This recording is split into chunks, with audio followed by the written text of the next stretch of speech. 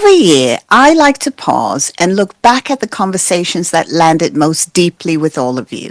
These weren't just popular episodes, they were the ones that you stayed with, the ones you returned to, and the ones that you shared. I even got a few likes and a few comments, which I'm grateful for. We even found ourselves with a couple of awards. Spotify Wrapped came out and I got 2025 binge show. So 90% of my listeners streamed 2 or more episodes in a single day. That's amazing. 2025 marathon show. So people listened longer than 99% of other shows.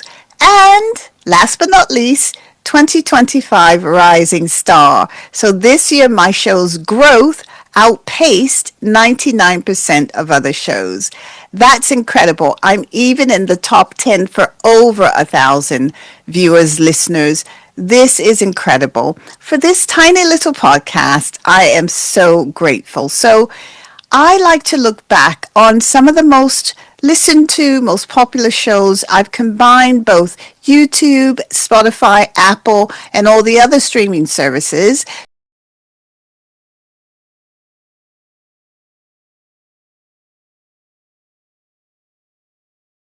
And 2025 has been an extraordinary year for the podcast. Usually I take a long break in between, maybe a couple of months off, but this year I kept going. I took a few weeks off here and there, but this year I kept going. So I went from October 2024 to December 2025. That is a long time, and I'm not stopping. I've got something quite exciting coming up for you next year. I'm making a pivot, so you'll have to look out for it. Here are the 5 episodes that you connected with most. Number 5, Unlocking a Winning Mindset with ex-NFL player Sean Harper. This conversation with Sean was all about discipline, resilience, mindset, and having a winning attitude, and what it really takes to build a winning mindset over time. We talked about success beyond motivation and the habits that compound very quietly when you're just living your everyday life, and why mindset isn't something you switch on when life is easy. It's with you all the time. We also talked about Sean's struggles and how he overcame them. And sometimes we still struggle and we still overcome. My biggest takeaway from this conversation, from this interview, was that a winning mindset is built through consistency, doing it over and over again, not through confidence, funnily enough. So you earn it by showing up when it would be easier not to. Here's Sean. There's an internal and a spiritual evolution that's happening, that I'm always evolving and moving from layer to layer in that aspect of my life. And one of the weaknesses of Western culture is that it's typically or. We are like the masters of mental, spiritual, emotional, physical compartmentalization. So, like example, when we go to the workplace, this is my mental. This is my mental, right? And then when we go play sports, this is my physical. This is my physical. But true winners in life, it's mental, spiritual, emotional, everything is all connected. And that's how we move. That's how you're supposed to move. When I step on the field, it's physical, it's mental, it's spiritual, it's financial, it's emotional, whatever. It's all happening at the same time. Coming in at number 4 really took me by surprise, but it is my mind-blowing experience of watching the Led Zeppelin film, the movie, at IMAX, so Becoming Led Zeppelin. This was a solo episode, and it was an event for us to just go out and watch a music movie for a change, because there really hasn't been one out that we really wanted to see in a while. This episode was a little different, and it clearly struck a chord. I heard from people who are obviously Led Zeppelin fans. I shared my personal experience, my emotional experience of watching the Led Zeppelin film and what it stirred up about creativity, memory, identity, a band, what it's like being in a band, the group dynamic, and the way music imprints itself on our nervous system. And my biggest takeaway from this was that art has the power to wake parts of us up that logic cannot reach, never will reach. Sometimes healing arrives through awe, just being in awe, not through analysis. So sometimes you put on a piece of music and you're just in awe. And watching a band, hearing a band like Led Zeppelin, leaves you in awe, at least in my opinion. Here's a clip. For me, there's an energy to a group. And when one person is missing, it will change everything. And this is why often groups struggle when people leave. And then if something happens, for instance, like if unfortunately someone passes away, that entire dynamic will change going forward, of course. But then when somebody new comes in, we've got plenty of examples of that. It's never the same. It won't be the same. But something like this four-piece, where you've got, in my opinion, four geniuses who are at the top of their game in life, in who they are, in what they present, and whatever was flowing through them at the time, it was the time, and still can be the time. In no way am I referring to coming back. I believe that's the right decision that they've made. That's it, because that synergy is there and will always be there. It's captured on record for all of us to hear over and over again, as much as we like, as often as we like to hear it. At number 3 is From Grief to Growth with Brian Smith. This conversation with Brian explored grief with honesty and compassion. We talked about loss, identity shifts, and how growth doesn't mean leaving the pain behind, because a part of it will always be there, but learning how to live alongside it with meaning, with depth. My biggest takeaway from this conversation is that growth after grief isn't about moving on, because I don't know if you ever do move on.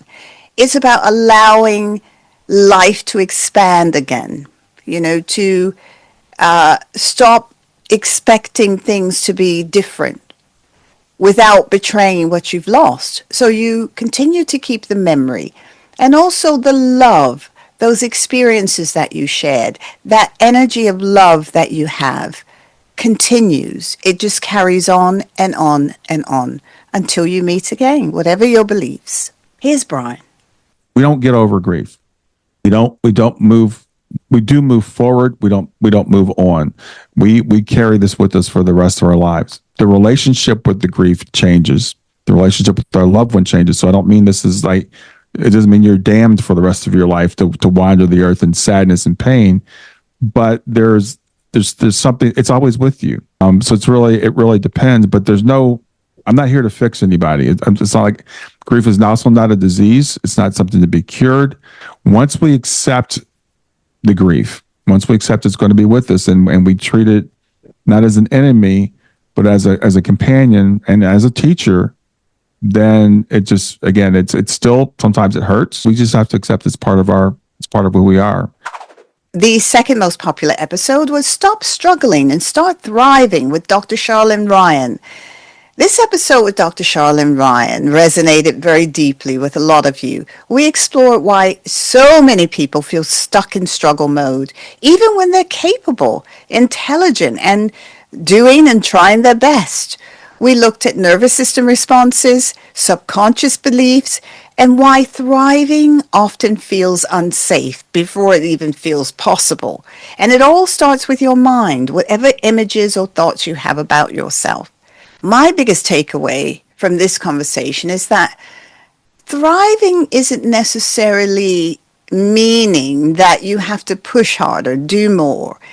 It's more in terms of teaching your nervous system that safety can exist beyond survival. So yes, you survive, but do you feel safe? And this is what thriving is. It's carrying on, surviving, but feeling safe whilst you're doing it. Here's Charlene. Like, knowledge is is a starting point, but it's not always the change agent. In fact, it's rarely the change agent.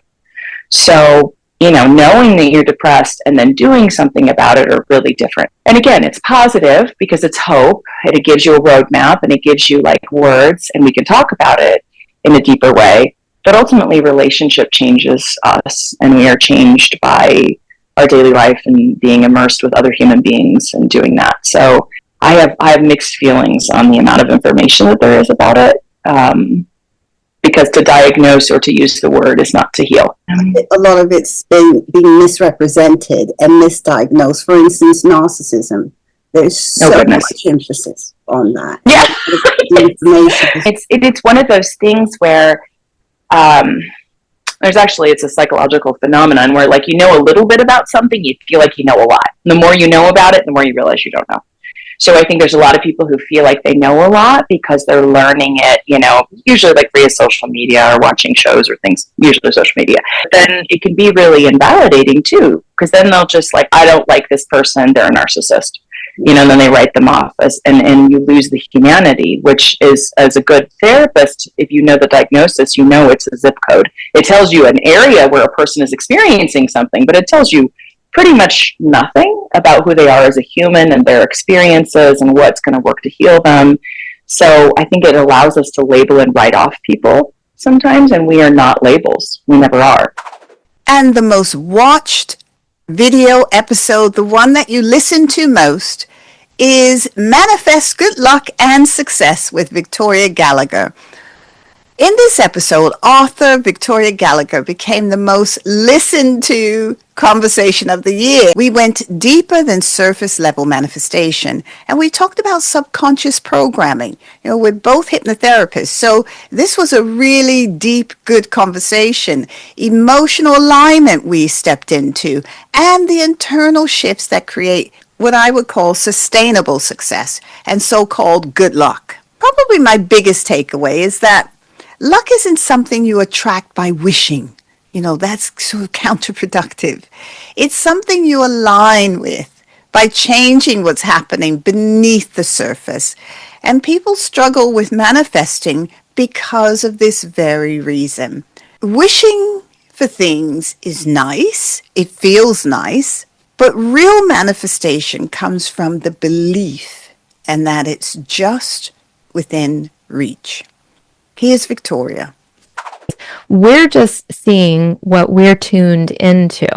And what we're tuned into are the things that, the reticular activating system in our brain is tuned into. And how it's tuned into those things is just based on your belief system. So whatever you believe, I'm just not a lucky person. You believe, in the same things that you're seeing day in, day out. It just becomes sort of habitual to see the same thing over and over again. And so you are tuning out opportunities, the chance for anything good to happen. So I help you to repattern your brain so that you're much more available to seeing the lucky opportunities that are always right there. They've always been there. You just don't see them, or you don't act on them because you think, oh, nothing good ever happens to me.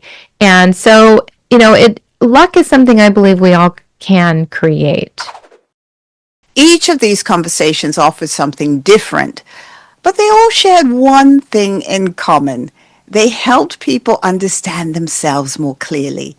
And this has always been the purpose of me even stepping up to a mic and pressing record. I want to help you think about things deeply in a different way, and perhaps even come to new realizations, new perspectives, or maybe even change some that you already have. Thanks so much for listening, and I'll see you next time. Don't forget to like, comment, and subscribe here on YouTube. And if you're listening on Apple or Spotify, tap auto download so new episodes are ready for you every time they drop.